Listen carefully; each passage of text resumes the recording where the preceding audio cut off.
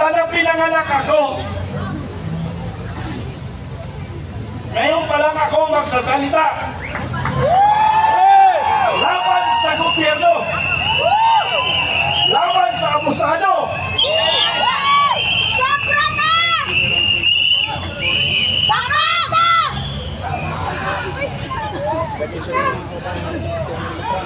Dating yeson lang ako noon sa Ubi, Maguindanao.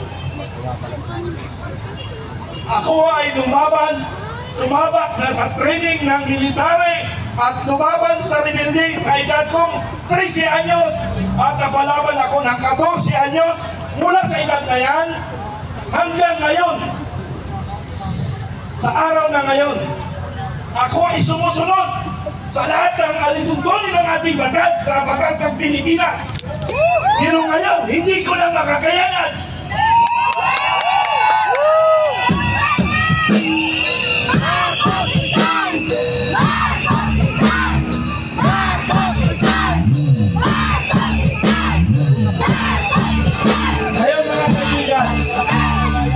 Mga kaibigan, hayaan niyo muna ako magsalaysay para magiging credible ang aking sasabihin na walang halong plastic, walang halong ano pa man.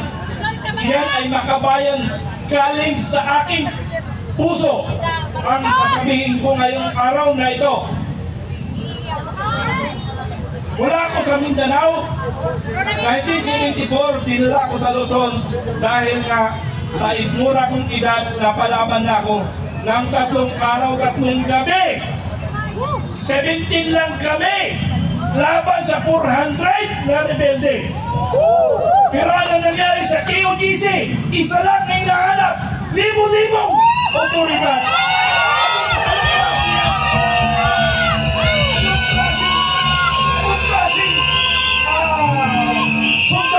Pulis, biroy mo, isa lang ang kalaban mo. Isa lang ang hinahanap mo. Kasi ako nga, 17 lang kami. Ang kalaban namin 400. Nakaya namin yon.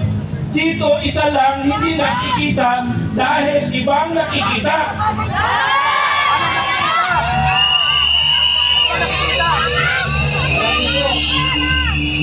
Mga kaibigan, mula nung ako'y mag-aral, sa totoo lang po, bibigyan ko ng background. Medyo silent lang muna tayo. Dumating ako sa Luzon, nag-aral ako, pinag-aral ako ng sundalo. After my 18 years old, naging sundalo na ako. Nag-aral ako, na-assign ako ng Special Forces at saka Scout Regiment. Hindi ako nakapag-aral. Sumunod ako sa ating mahal na Pangulo, Ferdinand Marcos Sr. Utang na loob ko yun.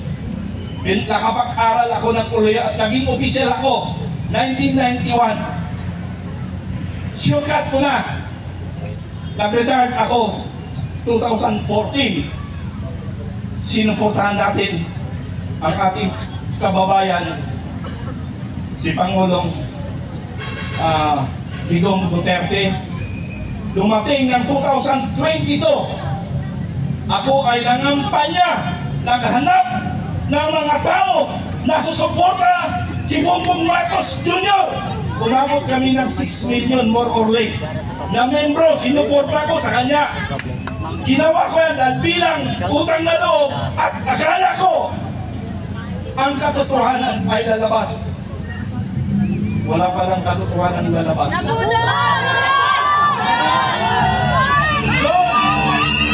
Hindi ko natanggap yung 6 million na membro ko.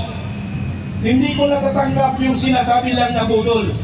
Pero but I considered that budol word na after 2 years, ito na ngayon, nabudol nga talaga.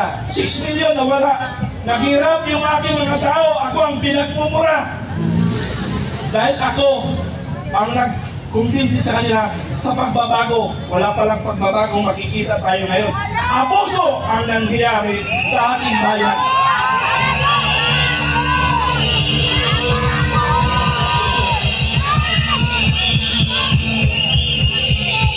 Ang gusto namin, inaasahan namin, yung 6 million na grupo ko na buong Pilipinas na magtatayo kami ng kooperatiba at lalagyan ng pondo. Ang iba nagsanla ng bahay, ang iba kung ano pang ginawa ng utang. Sabi ng isang commander ko sa Bisaya, sabi niya, sir, nagbago ng buhay ko. Agad, nagbago ng buhay ko. Akala ko nga nagbago nga ang buhay niya kasi naghirap na siya. Dahil nga sa pangako. Ang kausap ko rito, para malaman nyo, before the election, si Mr. Martin Araneta. Sumunod, ang kausap ko na dito nung nakaupo, yung hindi pala natin kababayan yun, sa Limpusa lang sa Mindanao, si Secretary Labdamio. Yan ang mga kausap ko. Lumipas ng panahon, April 9, yung masaklap, April 9, mga kaibigan, kami ni Captain Dalo. Sino nakakilala kay Captain Dalo? Sino nakakilala kay Captain Dalo? Bakit ako hindi nyo kilala? Kilala ka namin! Kilala nyo ako? Kilala nyo ako? Kasi matagal nyo na akong hinahamon na pumunta dito. Sabi ko, kailangan pumunta ako maraming tao. Pakarami na ang tao. Hinamon ako sa aking vlog. Ang dami ng himura, hinamon bakit hindi ako pupunta. Ako ang pinauna ni Captain Dado. Dito, kung kilala niyo na si Captain Dado, ang unang sumigaw na Marcos resign sa military, retired. At pangatlo ako, after General Macanas. Kilala niyo si General Macanas? Okay. Pangatlo ako, tatlo kaming MUP. Vloggers. Ano MUP? Men in Uniform Personnel. Ano po? Yun po namin. Bakit ako lumitaw? May utang na loob ako sa Marcos. Kaya ako nagsalita sa harapan ng Pilipino dahil hindi ko na nakakayanan ang nangyayari sa Davao. Na kung saan, tatlo na lang kami magkakapatid na nagtitira. Ang dalawa kong kapatid nasa Tagum City at ang aking mga pinsan nasa Davao. Tinatanong ko anong nangyayari. Sabi niya, sir, pinsan, mukhang dito yata sa Mindanao ang pagmumulan na magiging problema ng ating bansa. Ang sagot ko naman sa kanya, hindi natin maiwasan yan kung totoo talagang darating tayo yan. Ang ating Panginoon ang magbibigay ng katotohanan na ang Mindanao, sa Mindanao, sana wag magmumula ang ating problema. Sana magkakaintindihan tayo. Pero sa nakikita ko ngayon, nangyari sa KOGC, biruin nyo, isa lang yung hinahanap, ang daming pulis. Ang daming pulis na pumupunta. Narinig niyo ba sa panawagan ni Supremo, panawagan ni Supremo ni Captain Dado, disband the Philippine National Police? Paya ba kayo? Paya! I-report natin ang Philippine National Police doon sa mga involved, especially involved doon sa pagpasok sa KOGC. Mali yung ginagawa. At may narinig ako ngayon na maraming kapulisan nag-uusap-usap na sila. Saan ba tayo? Sa katotohanan ba? Sa kabutihan? Kasamaan! Saan ba tayo? Sabi nila. Saan sila? Dapat sa kabutihan tayo. Hindi na tama. Para bang ang tingin sa atin, para bang wala na tayo silbi na isang mamayang Pilipino. Tingnan nyo ang sitwasyon. Isang sibilyan, kinakausap ang pulis, nakagano ng pulis. walang kwenta tayo para sa kanila. Pero ang sinasabi ko nito, ang sinasabi ko mga kaibigan, tungkol lang ito sa mga involved na pulis na hindi alam yung tama at mali. Commander ka, hindi mo alam ang tama at mali. Okay, alam niyo na ba? Alam niyo ba si General Torre, ano? Si General Torre, alam niyo ba? Mga kasama? Nakita niyo na ba? Ha? Nakita niyo na ba na mayroon siyang persona non grata? May alam ba kayo, persona non grata? Saan? Oh, mayroong persona non grata si Dan Kernel Nelson pa pangalan, Torre, hindi nakalimutan, numero, Nelson.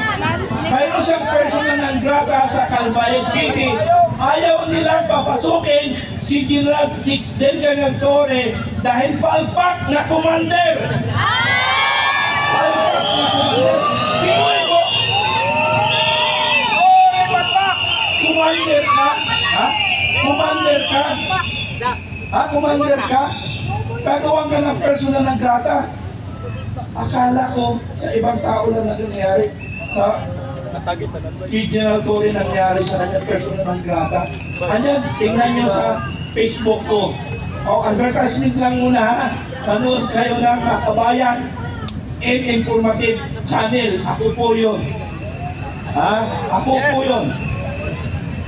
At kayong mga Pilipino, kung nasaan man lugar kayo, sulok ng Pilipinas, mayroon akong mga commander. Ang aking organisasyon, mga kaibigan, tandaan nyo, pag may problema kayo, ang aking organisasyon, mayroon akong regional commander, fill up ko na yung regional commander, mayroon akong provincial commander. Sa city municipal, medyo nasa 40% pa lang kami. Mayroon din kami mga barangay commander. So lahat ng sulok ng Pilipinas, mayroon akong mga miyembro na Pilipino guerrilla forces. Bakit saan yan? Bakit anong purpose ko yan? Ang purpose ko kasi, nalaman nyo naman, ang West Philippine Sea, nagkagulo. Baka sakali pumutok ang giyera. Ano ang ginagawa ng ating mga congressman, senador o gobyerno? Anong inaatupag nila? Alam niyo ba kung anong inaatupag nila? Ha? Anong ginagawa? Senate inquiry? Congress inquiry? Pag nagtatanong sila ng korupsyon, akala mo ang titino nila! Puro sila magnanakaw!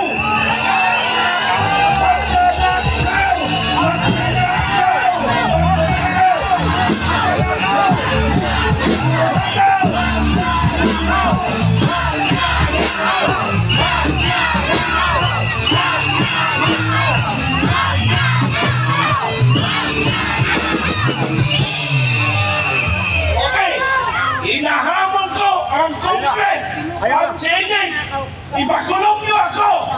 Totoo ang sinasabi ko! Kasuhan niyo ako! Magnanakaw! Magnanakaw! Magnanakaw! Magnanakaw!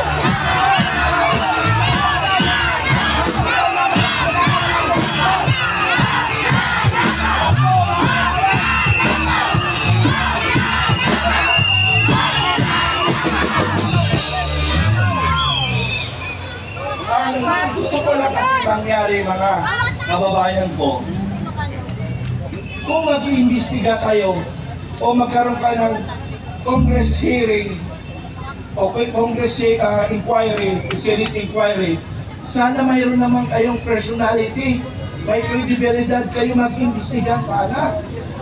Wala namang credibility sila. SOP number 10. Ano ba yung SOP number 10? Resolution number 10. Ano yun? Wala silang PUA inspection certification lang. Liquidation by certification lang sila. Ha? So ibig sabihin, wala silang credibility magsalita para mag-imbestiga sa korupsyon dahil sila magnanakaw! Magnanakaw! Magnanakaw! Magnanakaw!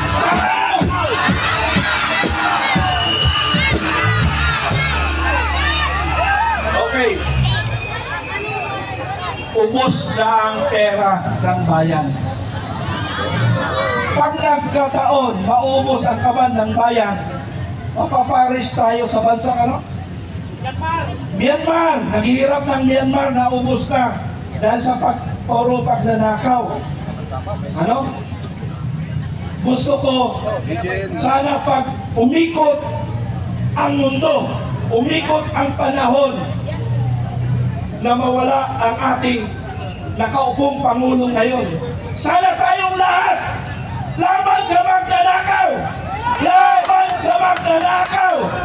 Laban sa magnanakaw! Laban sa magnanakaw! Laban sa magnanakaw! Laban sa magnanakaw! Laban sa magnanakaw! Okay. Asahan namin na magkaisa tayo. Laban sa magnanakaw, laban sa atusado. Iyan kaya ako lumitaw dito. Kaya ako nagsalita. Oops! Ganito yung tsura ng presidente. Walang ganunan. Ha? Bangat na! Bangat na! Sa totoo lang, hindi pa ako nagsasalita ng bangat. Kasi parang hindi ko pa kayang tanggapin. Pero parang napipilitan na rin ako magsalita ng bangat. Pero ang hiling namin, dapat magpa-drug test. Drug test! Drug test! Drug test! Drug test!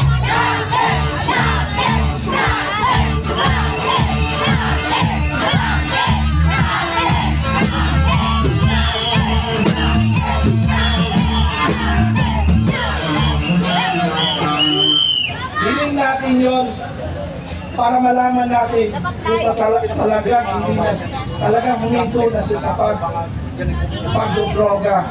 Kaya dapat mag-drug test siya. Ano? Mga kababayan ko, sana umikot man ang ating mundo, bago ang ating Pangulo, sana sama-sama tayo laban sa korupsyon, laban sa abusadong Pilipino. Doon lang ako nag-i-stick sa laban korupsyon, laban abusado. Kaya ako nanindigan, kaya ako nagbuo ng Filipino Guerrilla Forces.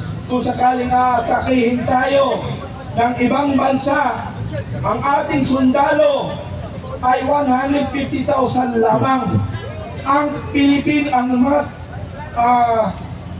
ang army ng China, according to intelligence information, nasa 1 million na sila dito sa ating bansa. Nasa 1 million na sila. Ang tanong lang natin ngayon, asan ang baril nila? Yung baril nila ang pinanamalan ng aking grupo. Lahat ng sulok ng Pilipinas na may mga inchik, may mga pugo, mayroon na ako nakatutok. Dahil ang gobyerno natin, hindi nila tinututukan yun.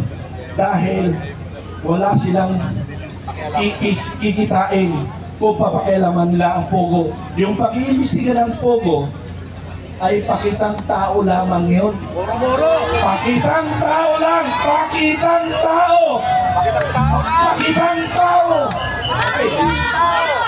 Go!